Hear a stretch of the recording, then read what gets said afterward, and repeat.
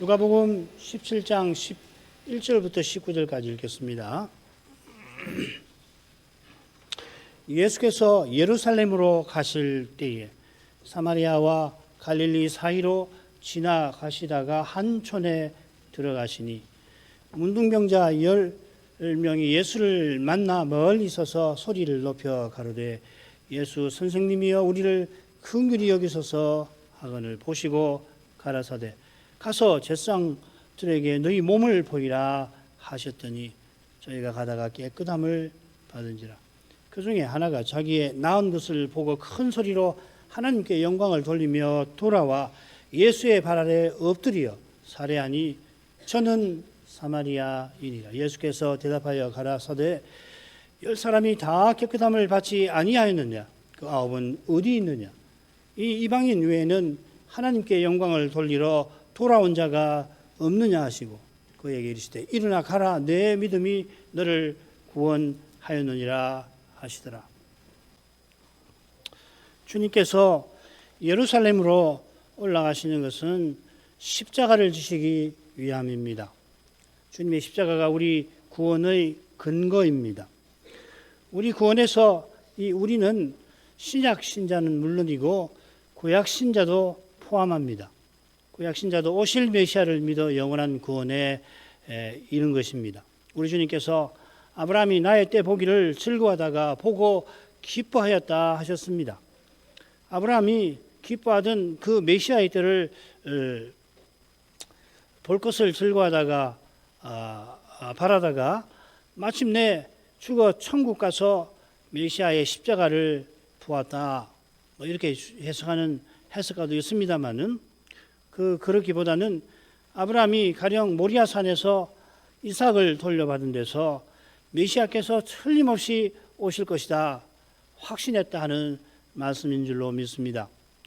이 믿음으로 아브라함이 나그네 길에서 영원한 본향을 향하였고 마침내 죽어서 그 하늘에 이른 것입니다. 여호와께서 그때 아브라함을 영원한 구원에 이르게 하실 수 있었던 것은 장차 친히 세상에 오셔서 십자가 지려하신 거기에 있는 것입니다. 하나님께서 약속하신 대로 친히 이루십니다.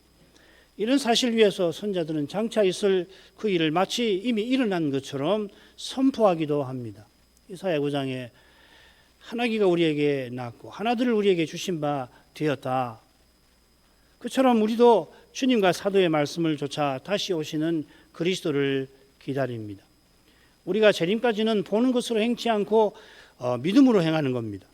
하나님의 아들 믿는 이 믿음으로 살아가는 이만이 내 안에 그리스도가 성신으로 살아계시고 나를 통하여 자기를 드러내시는 신비를 맛보는 것입니다.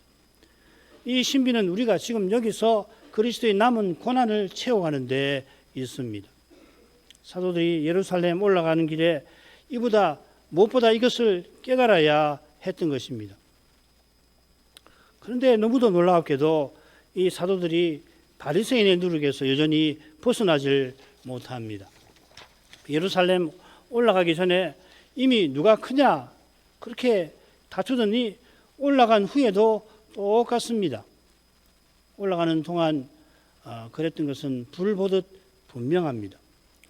누가복음의 예루살렘 여행기에서 바로 이 사실을 주목해야 하는 것입니다. 그처럼 누가는 이 여행기에서 계속 바리새인의 주제를 다룹니다.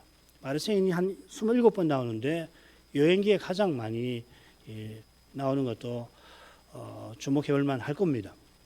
심지어 바리새인들의 누룩이라는 이 표현까지 주님이 사용하십니다.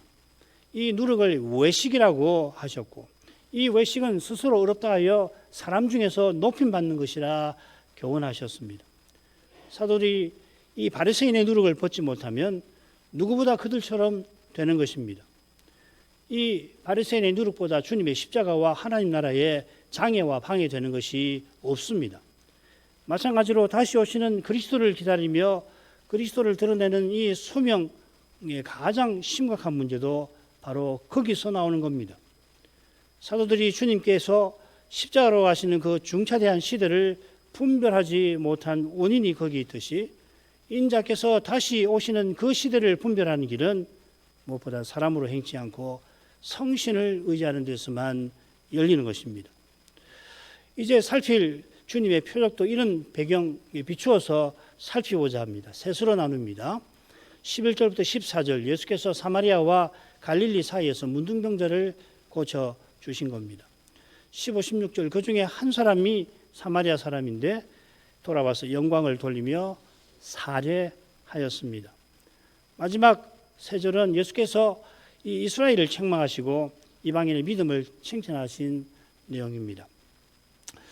예수님께서 문둥병자들을 고쳐주셨는데 그 장소가 흥미롭습니다. 사마리아와 갈릴리 사이라였습니다. 두 지역 사이에 문둥병자들이 모여 있었는데 주님이 고쳐주신 거죠. 10명의 문둥병자 중에 한 사람이 길을 가다가 자기가 나은 줄 알고 예수님께 돌아왔는데 그는 사마리아인입니다. 이어지는 주님의 말씀을 보면 나머지는 이스라엘 사람, 유대인인 것 같아요. 돌아온 사마리아인이 하나님께 영광을, 주님께 사례를 드립니다. 주님께서 그의 사례를 받으시고 그의 믿음을 칭찬하십니다. 아울러 돌아오지 아니한 유대인들을 책망하십니다. 누가가 왜 이 표적을 여기 기록한 걸까요? 이 표적만 그때 행하셨으니까 그래 행하신 그것을 그대로 기록한 걸까요? 아니면 주님께서 행하신 많은 표적 중에 이 표적이 이 시점에서, 이 지점에서 중요한 뜻을 담고 있어서 기록한 걸까요? 이 대목과 짝을 이루는 네 번째 대목에서 벙어리 귀신 들린 사람 고쳐주신 표적이 기록이 되어 있는데 이게 우연의 일치일까요? 아니면 신약 선자의 거룩한 통찰을 따른 것일까요? 두 대목 비교해 보시면 이 두 대목이 시대 분별을 다루는데 벙어리 귀신 표적을 본 바리새인들은 주님을 바알세불에 씹혔다 맹비난할 만큼 완악하고 어두운데 문둥병 고침 받은 9 유대인들도 병 나은 것에 갇혔을 뿐 바리새인 못지않게 어떤 시대인지를 분별하지 못합니다. 사도들도 크게 다르지 않습니다. 자, 첫째 부분으로 가겠습니다. 예수께서 예루살렘으로 가실 때 사마리아와 갈릴리 사이로 지나가시다가 한촌에 들어가시니 문둥병 10명이 예수를 만나 멀리 서서 소리를 높여 가로되 예수 선생님이 우리를 긍휼히 여기소서 하거늘 오시고 가라사대 가서 제사장들에게 너희 몸을 보이라 하셨더니 저희가 가다가 깨끗함을 받은지라. 이 사건에서 누가 선생은 예수님께서 예루살렘으로 가실 때에 먼저 언급합니다. 이 표현을 누가 선생은 예루살렘 여행기 4번을 쓰는데 2번은 전반부에 9장 그 다음에 13장 2번은 후반부에 여기 그리고 18장 31절에 4번 언급합니다. 전반부 후반부 가운데 예수님의 십자가와 예루살렘 멸망에 관한 말씀이 있는 거 기억하시죠? 13장 31절부터 36절이던가요? 이런 것을 고려하면 여기 예수께서 예루살렘 가실 때에 밝힌데 누가 선생의 깊은 의중이 담겨 있을 것 같습니다. 물론 예루살렘 여행의 모든 사건과 교훈이 주님의 십자가와 예루살렘 멸망을 가리키겠습니다만 어떤 사건과 교훈은 좀 더 직접적으로 그러하겠죠. 이는 모든 구약 성경이 오실 메시아를 증거하지만 어떤 구절은 더욱 생생하게 증거하는 것과 비슷한 데가 있습니다. 뭐 이사야 53장이라든지 시편 110편이라든지 뭐 등등 말이죠. 주님께서 이미 예루살렘을 향한 여행 중이신데 지금은 사마리아와 갈릴리 사이로 지나가십니다. 우선 주님께서 예루살렘 향하여 출발하실 때 곧장 예루살렘으로 여행하던 사람이 늘 가던 그 경로로 곧장 나가신 거 아닙니다. 가령 주님께서 최근에 나사로를 살리시려고 예루살렘 근방인 베다니 마을을 다녀오셨죠. 그런 다음에 나사로와 부자의 비유를 베푸셨을 거라 많이들 생각합니다. 마리아와 마르다가 사람을 주님께 보내어 그러니까 베다니에 계신 게 아니라 다른 데 계시는데 와서 오라비를 고쳐달라 청합니다마는 주님은 그 계시던 곳에 이틀을 더 유하신 후에 가시고 가시니까 나사로는 죽은 지 나흘이나 되었다 하였습니다. 주님께서 베다니 마을에서 적어도 하루길 떨어진 곳에 계셨던 겁니다. 게다가 주님께서 예루살렘 여행을 출발하신 초기에 이미 베다니 마을을 다녀가셨죠. 누가복음 10장에 보면은 베다니 마을에 한번 다녀오셨는데 왜 거기 가셨나? 요한복음을 참조하면 수전절이라 예루살렘 다녀오실 때에 이 베다니 마을도 함께 다녀서 마리아와 마르다와 마리아를 만나주신 거 아니겠습니까? 그리고 이 수전절에 예루살렘을 다녀오셨고 다녀오신 다음에는 어디로 가셨냐면은 이 다른 베다니 요단강 건너편 이 베다니에 거하셨다. 요한이 세례 주던 곳이죠. 여기는 마리아 마르다가 살던 베다니가 아니고요. 요단강 동편의 베다니입니다. 요컨대 주님께서 예루살렘 올라가시는 길에 이미 예루살렘도 다녀오시고 나사로 살던 베다니 마을도 다녀오셨습니다. 지금은 그 베다니에 다녀오신 직후 사마리아와 갈릴리 사이를 지나가고 계시는 겁니다. 이 사건은 마태복음 19장의 역사적 지리적 배경과도 붙어 있을 것 같습니다. 거기 보면 예수님께서 예루살렘 도착 직전에 베레아 땅으로 가시는데 거기서 바리새인들이 이혼 문제로 주님을 시험하죠. 19장 처음입니다. 이 시험이 예수님의 여행에 심각한 결과를 초래할 수가 있습니다. 이곳은 세례 요한에게 이혼 문제로 책망받았던 헤롯 안디바스의 영지입니다. 헤롯은 그 헤로디아 동생 빌립의 아내였죠. 헤로디아의 사주를 받아 요한을 죽였고 아울러 주님을 요시찰 중이죠. 죽은 세례 요한이 다시 살아났다.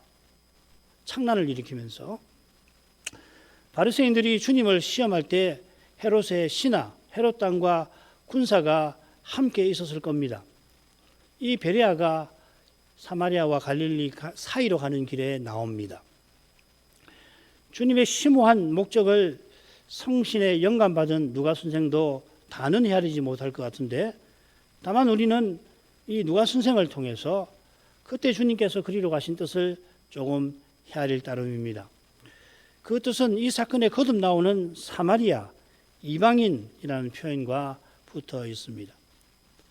사마리아인은 누가복음에 모두 4번 나옵니다. 여기 2번 나오고 나머지들은 여행 초기에 사마리아 한 촌이 예수님의 일행을 거부한 데 나오고 이 사건이 나오는 둘째 대목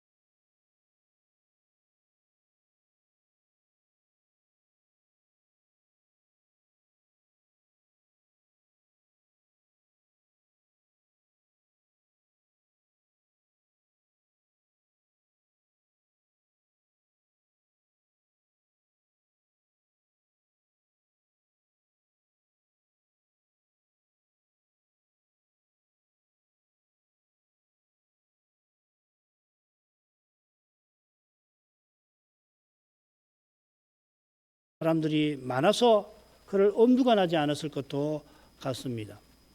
지금 정경을 보면 나사로 사건 후라면은 많은 사람이 주님을 따라갔을 공산이 큽니다. 그들이 멀리 서서 소리를 높여 구합니다. 예수 선생님이 우리를 긍휼히 여기소서. 이 선생이라는 칭호가 누가복음에만 7번 나오는데 우리 성경에 5번은 주라고 번역했고 나머지 2번은 선생이라고 했습니다. 마태복음에 기록된 그 같은 사건들을 비교해 보면 선생이라고 한 데를 마태복음에서는 주 키리오스라고 부릅니다. 그러니까 제자들이 선생 라비를 높여서 부르는 이 선생이라고 불렀더라도 신적인 권위를 인정한 상태에서 부른 것으로 추측됩니다. 지금 문둥병자들이 그런 정도로 고백했는지는 사마리아인을 제외하면 의심스러워요. 그처럼 그들이 긍휼히 여기소서 한 심정도 똑같지 않습니다. 이는 주님께서 돌아온 사마리아를 칭찬하신 대목에 드러납니다. 사마리아인이 구한 긍휼과 나머지 사람이 구한 것이 똑같지 않습니다. 이스라엘 사람이라면 문둥병 규례에서 메시아와 하나님 나라를 배워야 했습니다. 누가복음 5장에 나오는 문둥병자는 그랬죠. 그러나 여기 9사람은 병에서 나아서 그저 성에 들어가 살기를 바랬지 영원한 나라를 바란 것 같지는 않습니다. 주님께서 그들을 보시고 가서 제사장들에게 너희 몸을 보이라 하십니다. 제사장의 몸을 보이는 이 규례는 문둥병자가 병에서 나은 경우에 해당합니다. 지금 주님께서는 누가복음 5장의 문둥병자와 달리 몸을 낫게 하신 다음에 이 명령 내리신 게 아니지요. 심지어 그렇게 하면 몸이 나을 거라 말씀하셨다는 내용도 나오질 않습니다. 아마 그런 뜻으로 말씀하신 것 같긴 한데 그런 내용이 나오지도 않습니다. 아울러 문둥병자들이 주님의 명령을 어떻게 이해했을는지도 확실치 않습니다. 9사람과 한 사람이. 그들이 주님의 말씀대로 가다가 깨끗함을 받았다. 누가 선생은 그렇게만 전할 뿐입니다. 10사람이 어떤 태도로 주님의 명령을 받들었는지 이어나오는 부분에서 어느 정도 살필 수가 있고 바로 거기서 누가 선생이 이 사건을 기록한 의중이 뭔지를 우리가 헤아릴 것입니다. 두 번째로 가죠. 그 중에 하나가 자기의 낳은 것을 보고 큰 소리로 하나님께 영광을 돌리며 돌아와 예수의 발 아래 엎드려 사리하니 저는 사마리아인이라. 예수님의 말씀을 따라서 가던 한 사람이 자기 낳은 것을 보고는 큰 소리로 하나님께 영광을 돌리면서 가던 길을 돌이키며 돌아와서는 예수님의 발 아래 엎드리며 감사를 드렸다 했습니다. 그들 중에 한 사람만 이렇게 했고 나머지 사람들은 필시 주님의 말씀대로 제사장들에게 가서 자기 낳은 몸을 보였을 겁니다. 그들이 주님의 말씀대로 행한 것처럼 보입니다마는 실은 율법의 규정을 그저 지켰을 뿐입니다. 필시 이들은 유대인일 것입니다. 유대인들에게 문둥병은 가장 부정한 상태에 떨어지게 하는 겁니다. 부정한 상태에 떨어진다는 것은 무엇보다 성전에 나가 제사 드리지 못하는 뜻입니다. 매년 1년 3차례 절기에 이스라엘 남자는 하나님께 나가야 합니다. 절기 때에 예루살렘에 무려 200만 명이 모였다는 그런 기록이 있듯이 우리 주님의 유년 시절에 관한 말씀을 참조하면 갈릴리 나사렛 사람들이 다들 올라갔던 것처럼 그러니까 예수님도 동네 사람들과 함께 집으로 돌아가고 계시겠지. 부모님이 그런 줄 알고 보니까 안 계셔가지고 다시 예루살렘으로 올라갔다 하는 내용이 기억나시죠? 장기 부정의 상태에 있는 사람, 특히 장기 유출병자와 문둥병자는 절기에 홀로 지내야 합니다. 우리나라도 심지어 지금도 명절이면 지금이 명절인데 다들 고향으로 가니까 이런저런 사정이 있어 귀향하지 못하는 분들, 일이 있다든지 혹은 돈이 없다든지 혹은 고향이 없다든지 그런 분들은 대도시 서울의 한가한 거리를 외롭게 다니곤 합니다. 12의 유출병을 앓던 여인의 슬픔과 아픔은 그보다 더했을 겁니다. 제법 재산이 있었던 것 같은데 병을 낫겠다고 재산을 다 썼지만 아무런 소용이 없었습니다. 더군다나 여인은 가까운 사람들마저 저주받은 여자라 따돌리는 처지에서 무엇보다 하나님의 전에 나아가지 못하는 괴로움과 슬픔에 견딜 수가 없었을 겁니다. 여인의 슬픔은 한나가 화목제 응시 먹는 자리에 브린나에게 너는 저주받은 여자라 비난받을 때 맛보았던 고난과 비슷했을 것 같습니다. 이런 슬픔을 맛본 사람이라면 돌아온 한 사람처럼 병에 낫게 해주셨을 때 하나님께 영광을 돌리며 고쳐주신 주님께 감사하지 않을 수 없는 겁니다. 나머지 9사람이 얼른 보면 주님 말씀대로 제사장에 가서 나은 몸을 보였습니다마는 그들이 절기에 참여하고자 하는 마음은 사람들에게 비난과 따돌림 당하지 않으려는 것 뿐이었죠. 이런 마음은 궁극적으로 완전히 똑같다는 건 아니고 궁극적으로 바리새인처럼 스스로 어렵다 하고 사람들 중에 높임 받으려고 하는 욕심과 붙어 있는 겁니다. 저는 똑같다고 말씀드리는 거 아닙니다. 상당히 차이가 있을 수 있지만 궁극적으로 그렇다는 겁니다.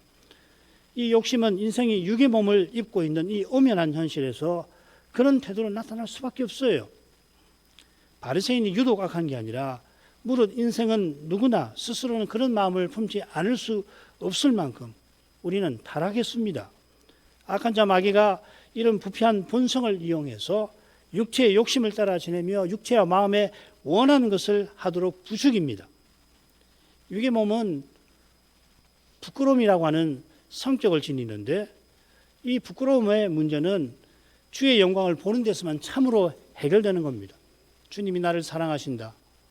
주님이 나를 사랑하시되 심지어 하나님이 자기 아들을 아끼지 않고 버리실 만큼 사랑하신다 하는 그 영광을 보는 사람만이 이 세상에서 주님을 인하여 홀로 된다 할지라도 견디는 것이에요. 그렇지 않으면 인생은 사람의 인정과 칭찬을 받음으로써 그 문제에서 벗어나려 하는 겁니다. 이는 스스로 의롭다는 교만과도 딱 붙어 있습니다.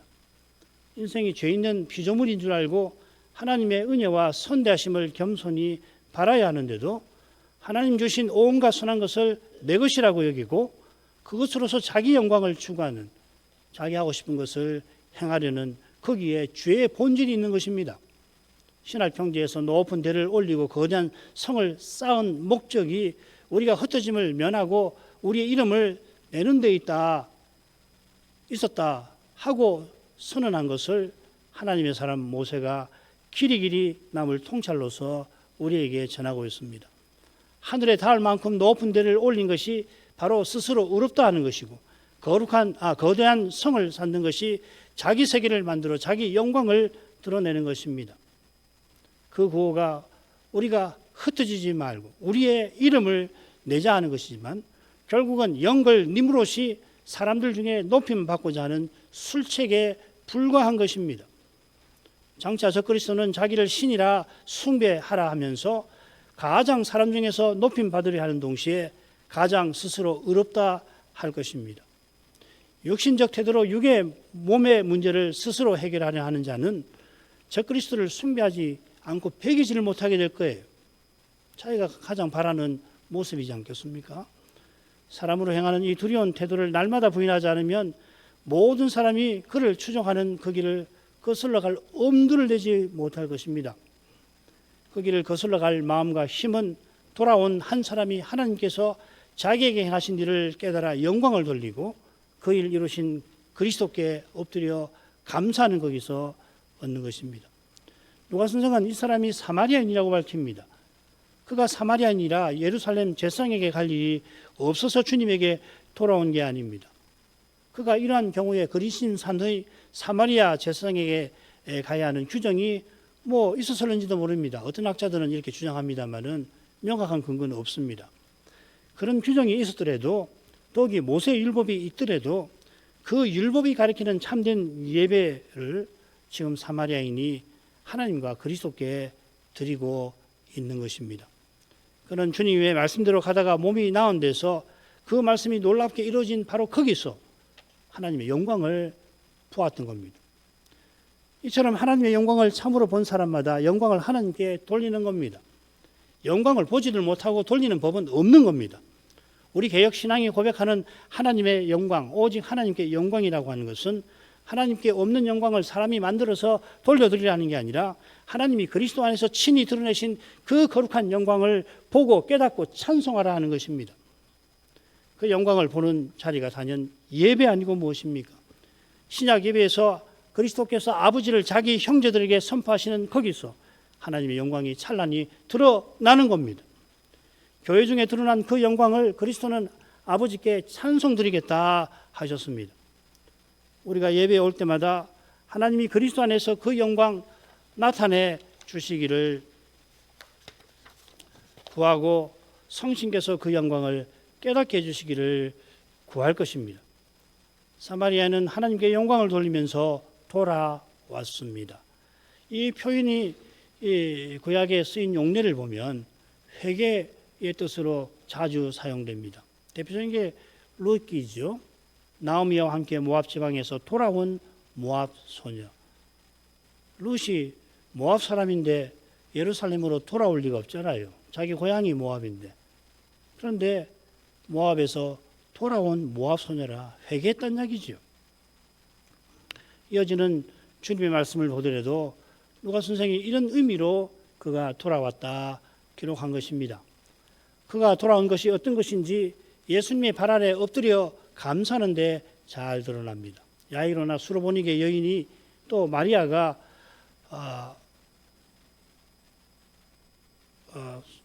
야이로나 수로보니게 여인이 자식을 구해달라고 그렇게 또 마리아가 오라비를 구해달라고 살려달라고 주님의 발 아래 엎드린 것입니다.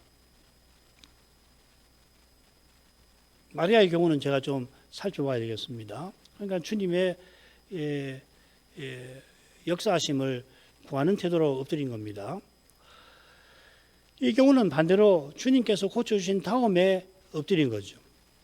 백부장 고넬료가 자기 집에 들어온 베드로를 맞이하며 그 발 앞에 엎드렸고 사도 요한이 천사의 발 앞에 엎드렸습니다. 그때 베드로가 고넬료 들어 나도 사람이라 하며 만류하죠. 지금 사마리아인도 주님의 발 아래 엎드려 감사한 것은 깊은 존경과 순종을 표시한 것입니다. 아울러 사마리아인은 주님께 살해하였습니다. 이 낱말은 지난 시간 주인이 종에게 살해하겠느냐와 다른 낱말입니다. 이 낱말은 누가복음에 4번 나오는데 모두 하나님께 감사하는 태도를 가리킵니다. 누가 선생은 고침받은 사마리아인이 예수님을 그저 높은 분으로만 대한 게 아님을 암시하는 것입니다. 마지막으로 가죠. 예수께서 대답하여 가라사대 10사람이 다 깨끗함을 받지 아니하였느냐 그 9은 어디 있느냐 이 이방인 외에는 하나님께 영광을 돌리러 온 자가 없느냐 하시고 그에게 이르시되 일어나 가라 네 믿음이 너를 구원하였느니라 하시더라.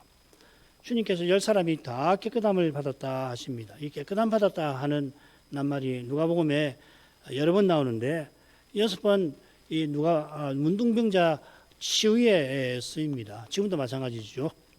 한 번은 바리새인들에게 쓰이는데 그들이 그릇의 겉은 깨끗하게 하지만 그들의 속은 악이 가득하다 하실 때 나옵니다.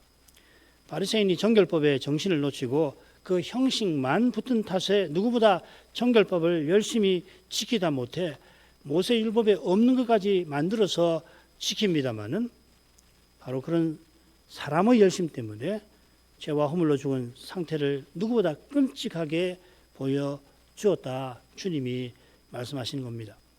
지금 주님께서 깨끗하게 하신 목적이 무엇인지 하나님께 영광을 돌리러 돌아온 자라 하신 데서 잘 드러나고 있습니다. 한 사마리아인이 그리하였지만 이 이방인 외에는 없다 하셨습니다. 이 이방인이라는 낱말이 신약 성경에 여기만 나오는데 구약의 용례를 참조하면 이스라엘에 속하지 아니한 사람을 가리키는 표현입니다. 이전과 관련해서 주님 시대의 사마리아인에 관하여 우리가 알 수 있는 것도 조금은 있습니다만은 여전히 모르는 것이 훨씬 많습니다. 중요한 것은 주님께서 돌아온 사마리아인을 이방인이라 부르신 사실입니다. 10사람 중에서 이 이방인만 하나님께 영광을 돌립니다. 선한 사마리아인의 비유를 생각하게 하십니다. 제사장도 레인도 강도 맞는 사람을 외면하지만은 사마리아인만 유대인들이 무시하고 경멸하던 그 사마리아인만 이 사람에게 이웃 사랑을 베풀지요. 강도 맞는 사람에게. 사마리아인이 이웃 사랑을 베풀어 하나님께 영광을 돌린 것 아닙니까? 이것이 주님께서 네 믿음이 너를 구원하였다 하신 증거일 것입니다. 예수께서 예루살렘 올라가시는 길에 이런 비유를 베푸신 것은 그 길이 그야말로 획시기적 구속 사건과 결정적 시대 변화를 위한 길인 것과 붙어 있습니다. 사마리아인이 주님께 돌아와 감사하며 하나님께 영광을 돌린 이 일이 이제 몇 달 후면 온 세상에서 일어나게 될 것입니다. 구약 선자들이 멀리서 바라보던 종말이 본격적으로 펼쳐질 참입니다. 이런 길을 주님과 함께 걸어가는 사도들은 아직은 그 길을 걷기에 부족합니다. 예루살렘 여행을 출발하던 그때 사마리아의 한 촌이 주님 일행을 거부하니까 요한과 야고보는 불을 내려서 그 마을을 진멸할 뜻을 나타내었습니다. 그런 태도로는 선한 사마리아인의 비유에 담긴 교훈, 이웃을 참으로 그리스도처럼 사랑하라는 교훈을 받기 힘들고, 지금 사마리아인이 돌아온 것도 주님처럼 환영하기 힘들 것입니다. 성경에서, 정결법에서 오실 메시아의 영광을 보는 이만이 주님과 함께 고난받는 길을 걸어가는 것입니다. 성경에 문둥병이 많이는 현대의학으로 얼마든지 치유되는 것이겠습니다마는 문둥병을 부정한 상태로 정하신 하나님의 뜻을 깨닫고 그 뜻을 받드는 길, 죄와 허물로 죽은 상태에서 건진받아 그리스도와 함께 고난받으며 살아가는 그 길은 오직 은혜에 속하는 것입니다. 그 은혜에, 곧 은혜 자체이신 예수님께 돌아가서 하나님께 영광 돌리는 거기에 문둥병자가 병에 나은 후에 대제사장의 임명식에 맞먹는 여러 제사 드리게 하신 뜻도 있겠죠. 문둥병자가 병에서 나으면은 4가지 제사를 드려요. 대제사장이 임명식 할 때도 4가지를 드리지 않습니까? 대제사장 임명식에는 화목제가 중요하고, 이 문둥병에서 나은 사람은 속건제가 특별히 중요하죠. 거기서 보면 매우 비싼 행위들을 하는데요. 그 뜻이 뭡니까? 이스라엘이 대제사장처럼 하나님을 가까이 하며 섬기게 하신 것이죠. 나시린처럼 평생 나시린의 심정으로 살게 하신 거 아니에요? 이제 신약교회는 영원한 대제사장 그리스도의 선포와 찬송을 통하여서 하늘의 하나님을 이제 모시고 예배합니다. 이 위대한 시대가 곧 열리는 그런 때에 주님께서 아직도 어두운 밤길을 행하는 것 같은 사도들을 인내하며 교훈하시는 것입니다. 시대를 분별하여라. 주님의 사랑이 이 시대의 주님의 교회들도 붙들고 계시겠죠. 기도하겠습니다. 거룩하신 아버지, 주님께서 10 문둥병자를 고쳐주신 그 거룩한 사랑이 결코 헛되지 아니하였다는 것을 돌아온 한 사마리아인에게서 드러내셨습니다. 그리스도께서 십자가 지실 때에 드러내신 그 거룩한 사랑도 결코 헛되질 아니하여서 이날에도 그리스도의 몸이 온 세상에서 서나가게 하십니다.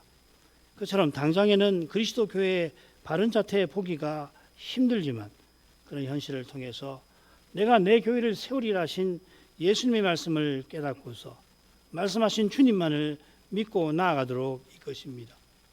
이런 믿음이 사람에게서나 그의 현실에서나 나올 수 없고 오직 십자가 지시고 부활하신 주님에게서 그 주님이 말씀하시는 말씀을 듣는 거기서 나온다는 것을, 성신께서 그러한 믿음을 선물로 주신다는 것을 이제도 고백하오며 주의 자비를 구하나이다. 예수님 이름으로 기도합니다. 아멘.